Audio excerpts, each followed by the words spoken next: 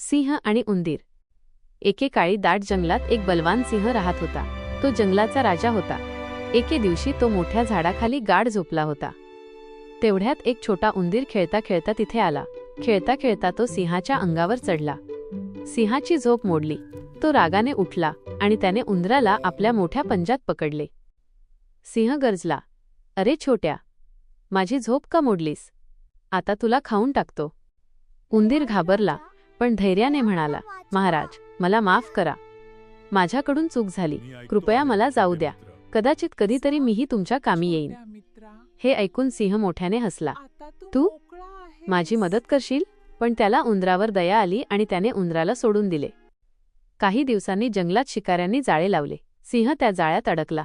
तो खूप प्रयत्न करू लागला, पण जाळे मजबूत होते. तो मोठ्याने गरजू लागला. उंदराने सिंहाची गर्जना ऐकली आणि तो तिकडे धावत आला. सिंहाला जाळ्यात अडकलेले पाहून त्याने लगेच आपल्या तीक्ष्ण दातांनी जाळे कुरतडायला सुरुवात केली. थोड्याच वेळात जाळे तुटले आणि सिंह मुक्त झाला. सिंहाने कृतज्ञतेने उंदराकडे पाहिले आणि म्हणाला, "आज मला समजले की कोणालाही लहान लेखू नये. तू खरोखरच माझी मोठी मदत केलीस." उंदीर हसला आणि म्हणाला, "महाराज, मदत करण्यासाठी मोठं असणं गरजेचं नसतं."